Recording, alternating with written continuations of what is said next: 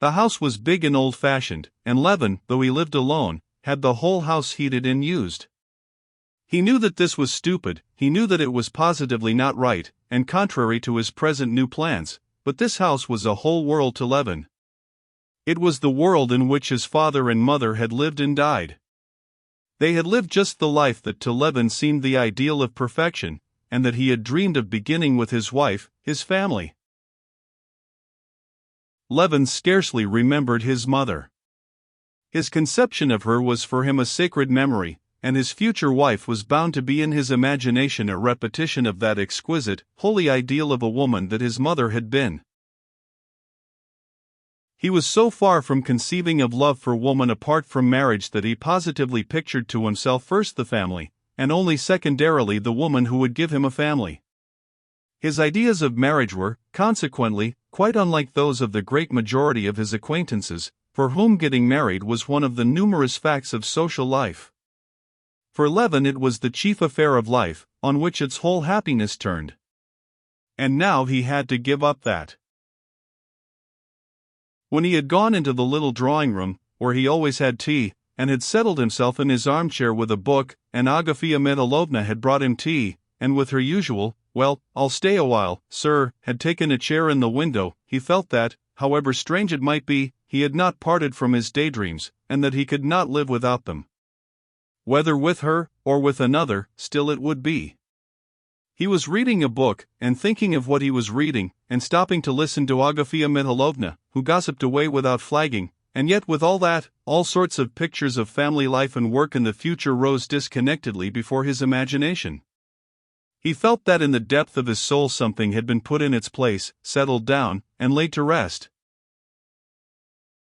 He heard Agafea Mihalovna talking of how Prohor had forgotten his duty to God, and with the money Levin had given him to buy a horse, had been drinking without stopping, and had beaten his wife till he'd half killed her. He listened, and read his book, and recalled the whole train of ideas suggested by his reading. It was Tyndall's treatise on heat.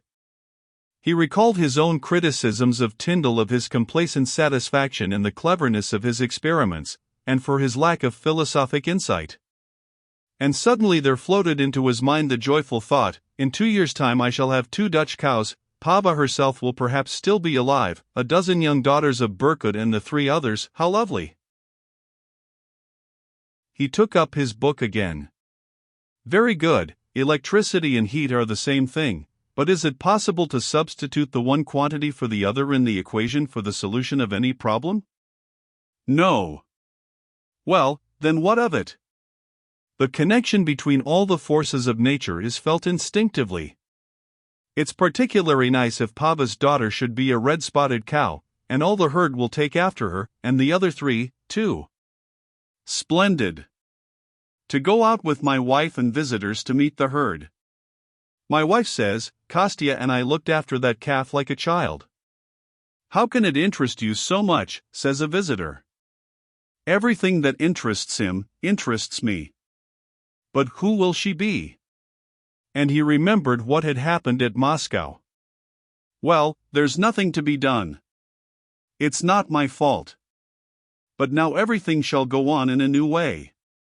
It's nonsense to pretend that life won't let one, that the past won't let one. One must struggle to live better, much better. He raised his head, and fell to dreaming. Old Laska, who had not yet fully digested her delight at his return, and had run out into the yard to bark, came back wagging her tail, and crept up to him, bringing in the scent of fresh air, put her head under his hand, and whined plaintively, asking to be stroked. There, who'd have thought it, said Agafea Mihalovna. The dog now, why, she understands that her master's come home, and that he's low-spirited. Why low-spirited? Do you suppose I don't see it, sir? It's high time I should know the gentry. Why, I've grown up from a little thing with them. It's nothing, sir, so long as there's health and a clear conscience. Levin looked intently at her, surprised at how well she knew his thought. Shall I fetch you another cup, said she, and taking his cup she went out. Laska kept poking her head under his hand. He stroked her, and she promptly curled up at his feet, laying her head on a hind paw. And in token of all now being well and satisfactory, she opened her mouth a little, smacked her lips, and settling her sticky lips more comfortably about her old teeth, she sank into blissful repose. Levin watched all her movements attentively. "That's what I'll do," he said to himself, "that's what I'll do. Nothing's amiss. All's well."